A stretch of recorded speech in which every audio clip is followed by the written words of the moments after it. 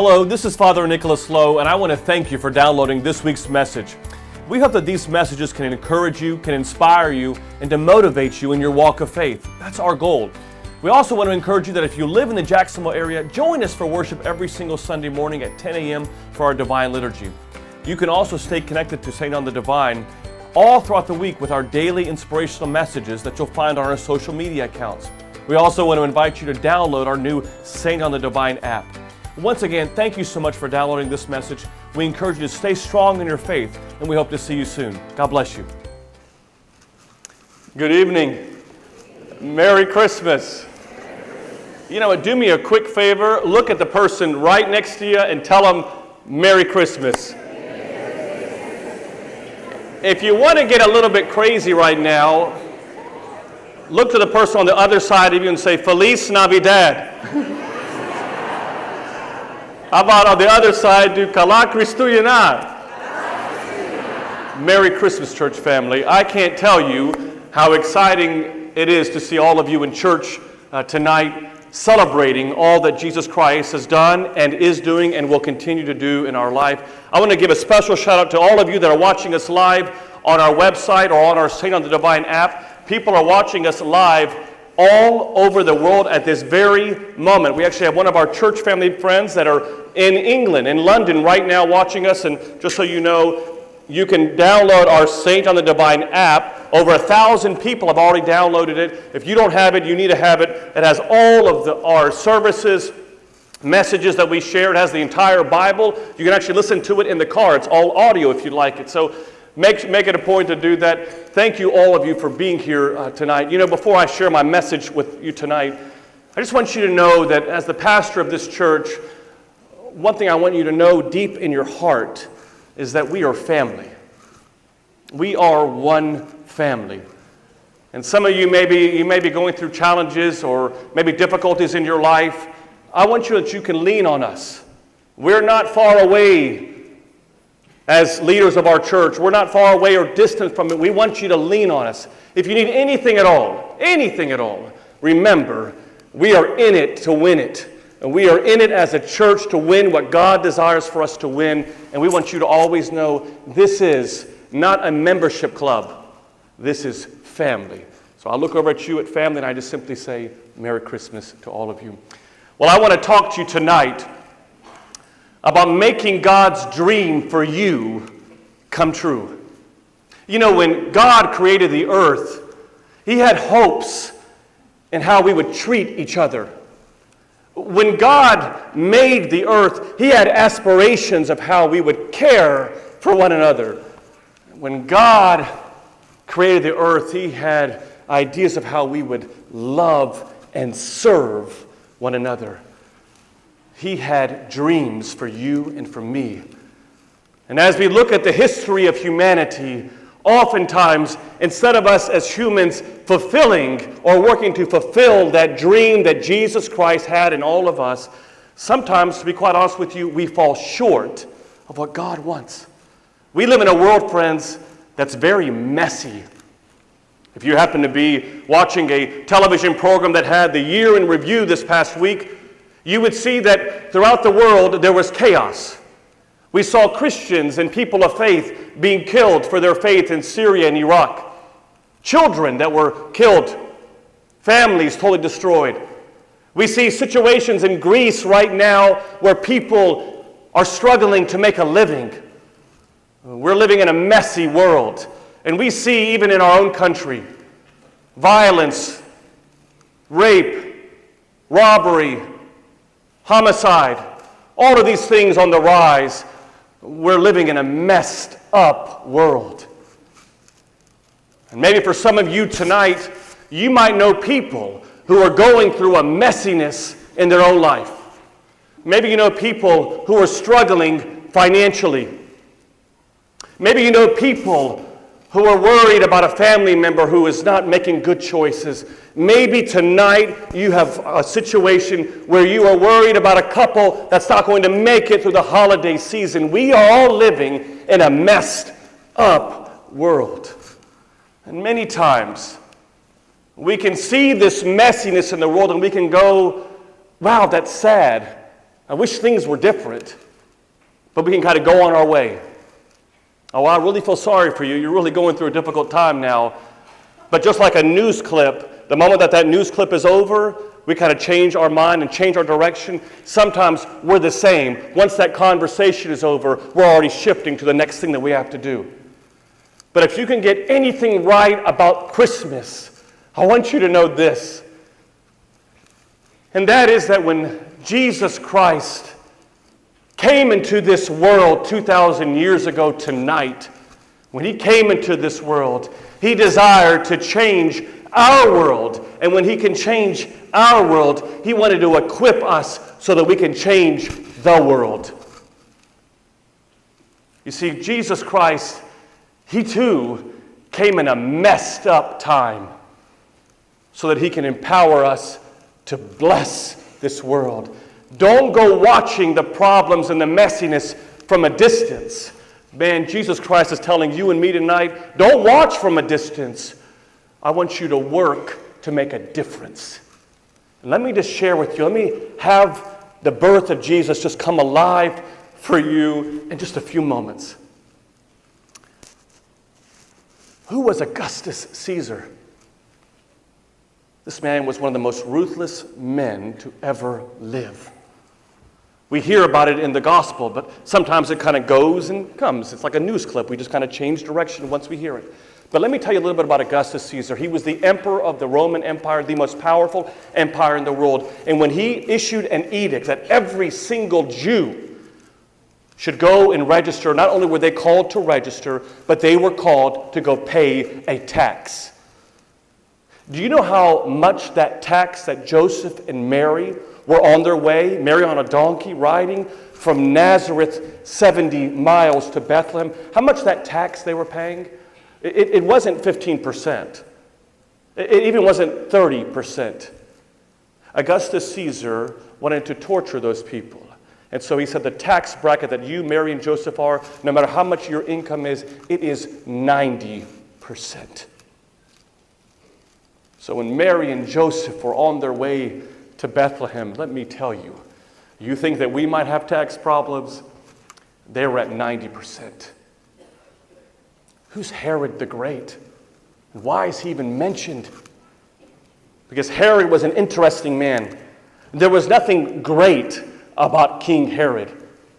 What the Romans would do at that time is that they would go and they would conquer a village or a town or a city. When they would conquer that village or town, they wouldn't bring a Roman to kind of run that area. They would bring someone from that village, and they would cause that person within that village to betray their own people. Herod came from that region.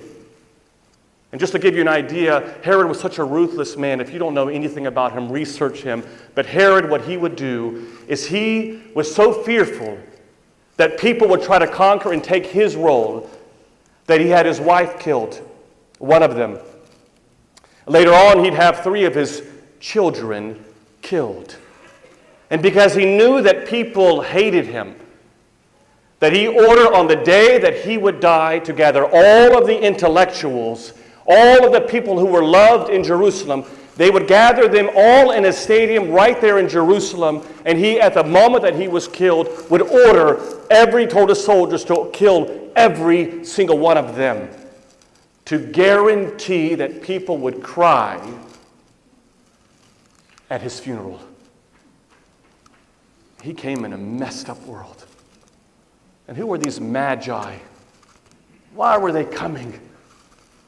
These magi, friends, they brought to Jesus 3 significant things. It's not random what they brought. They brought 3 significant things. Y'all know that what they are. Gold, frankincense, and what? Gold was given only for a king. So they were coming there to give a gift only fit for a king, gold. What is frankincense? Perfume, an aroma that would go around. But they also gave him myrrh. Why did they give him myrrh? Myrrh is used to anoint someone who's sick or someone who's dead. And when those magi came there, they were saying, we are approaching the king. He is extraordinary. We're bowing before him, but we know that this God, this King, in 33 years is going to hang himself on the cross. And this myrrh, the miron, is going to be what's going to anoint baby Jesus. We live, and Jesus came into a messed up world. And the challenge that we have to do is, how are we going to respond to that messiness? Because God doesn't want us tonight just to come to a service, just to say Merry Christmas. God wants you and me tonight to shift and to change from where we were when we walked into this church to where we are right now. That Jesus Christ desires for us. Don't you dare watch from a distance the messiness in this world. I need you to make a difference in this world. And let me give you 3 ways that you can do that. One of them is bless the mess by praying. And I know that you hear that and you're like, oh yes, Father Nick, we hear the whole idea of prayer, but I want you to recognize that you and I can't do it on our own. We can't change the messed up world that we live in. We can't. He can. So when you pray, sometimes it's so easy to talk about what your problems are and what your needs are. But true Christianity is when you can shift from talking about you in your prayer to talking about we in your prayer. Pray like this: God, I just want to be a vessel for you. I just desire to help change this world. That when you came in Bethlehem, you came to save me. Because if you did not come to save me, when I breathe my last breath, it's over. Telio said, it is finished. But that when you came, you said, you're going to die. That's part of life. But you're going to live eternal with me. So God, I just want to thank you, and I want to be a vessel to make a difference in a messed up world. You came in a mess to bless us. I want to go into that mess and be a blessing to others. Pray the news. Second of all, I want you to bless the mess by getting involved. You know, it's so easy in this world that is all about getting one task done, then going to the next task, to doing the next task. This world will keep you busy. You don't even have to work at it. The world itself will keep you busy. Parents, it will keep you busy trying to raise your children. It will keep you busy jumping from one thing to the next. And many of us, whether we realize it or not, consciously or subconsciously, we take that bait. We take what the world tells us what we need to do. And let me just give you a word of encouragement that God needs you to get involved. Get involved in reading programs that you see in our city. Get involved in opportunities to help homeless people in our community. Get involved in equipping and empowering people to make a difference in this world. You can do that actually right here, because at this church, we're not a membership club. I don't need you to come to church to get a membership or to put some money in a basket. That's not what this church is about. What this church is about empowering, equipping, enabling you to leave this church and have an assignment that God gave you to bless this world. You're not here as some accident. God needs you to get involved. And there are a number of ways to do that in our church. And finally, I want you to bless the mess by looking around you, by being aware of the people that God is putting on your path. This past week, I went to do my Christmas shopping. And I don't know about you men here, but one of the things that I do when I'm Christmas shopping is I got to build myself up to go to the mall. I can't just walk there, park, and go, oh, I'm so excited to be here at the mall at the town center. I got to work myself up like Rocky Balboa about ready to fight Ivan Drago. And so I'm working myself up, getting ready to go. And I go to the town center, and I'm all worked up and ready to go. And I get out of the car, and I'm going to White House Black Market. And those of you may not know what that is, but that's a store that my wife likes clothes from. Everything is black and white. And I fit right in. When I walk in with my collar, it's totally black and totally white. So I walk in there, and let me tell you, I go in there, and there are people everywhere. And I love to be around people, but when I'm shopping, I like to go in, get my item, and leave. There's no opportunity to talk, chatter, just get it done and get out. So I went to White House Black Market, pulled in the driveway, walked into the store. People are everywhere. People are holding hangers. Women are hitting you with the hangers. Men are sitting there. Everyone's just so stressed out. And we get to the line, and I've got an item that I'm going to give. And there is this guy right behind me, and I'm telling you, every time that I would look behind me, he just keeps hitting me with his hanger because he keeps looking at where his wife is. I didn't have my wife with me, but he had his wife with him. And every time that he was going to turn around and say where she's at, he just kept hitting me with the hanger. And I was like, oh my goodness, Nick, just be Christian right now. Be patient. Look at your surroundings. I get to the counter, look at the young lady behind the counter. Her name was Abigail. And I said, how are you doing today? And let me tell you, God bless those who work in the retail business. Let me just say it. But she looked over at me and she just goes, Father, I don't know you at all, but I'm having the worst week of my life. And this guy just kept hitting me with those hangers. And I'm like, and I wanted to kind of engage in a conversation with her, but the guy in the back with the hangers. And I just said to her, we tried to have a conversation, but the guy wouldn't. I said, you know what? I'm just going to pray for you.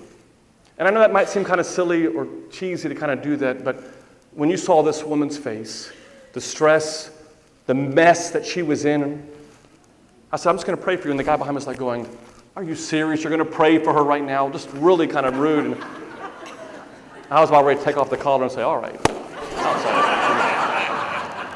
But I was just like, okay. I said, I'm going to stand at the end of this aisle and I'm just going to pray for you. And you can just keep on ringing people up, but I'm just going to sit there and I'm just going to pray for you.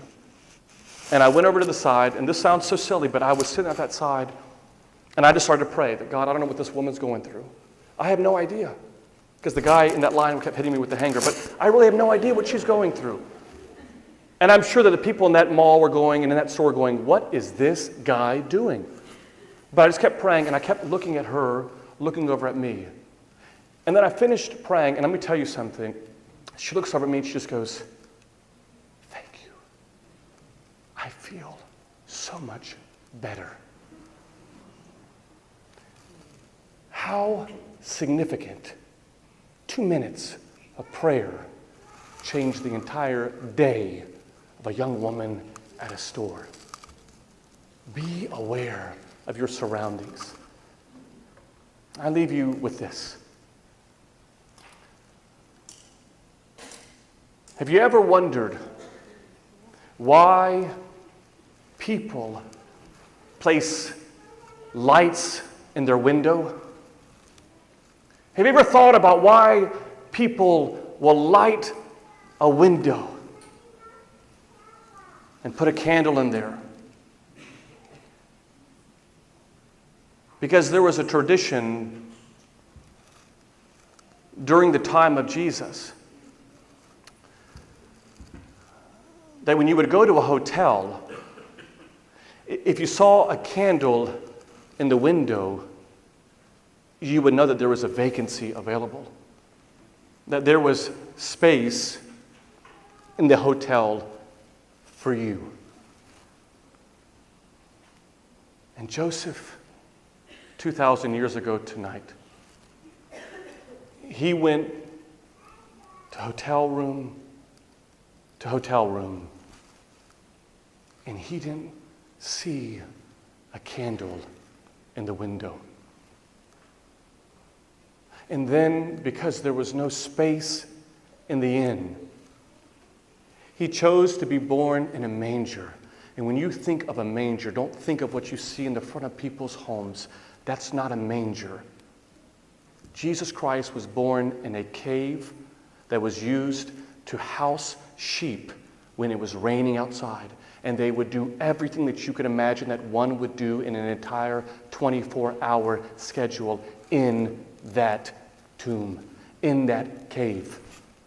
It smelt awful. It was messy. And tonight, friends, family, my question to you is this: that when you leave church tonight, are you going to have space in the window of your soul for Jesus to work in you and through you to bless the mess of this world?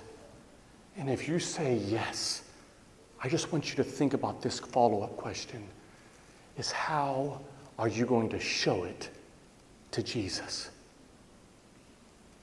think about this for a minute while we hear an amazing Christmas carol.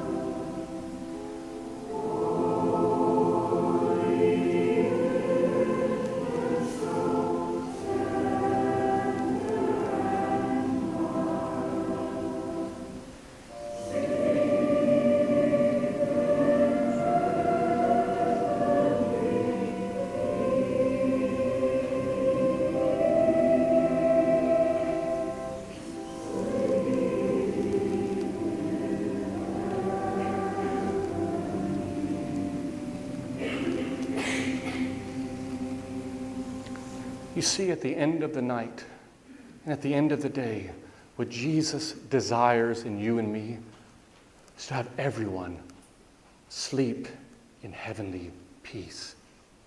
And I'm encouraging you tonight.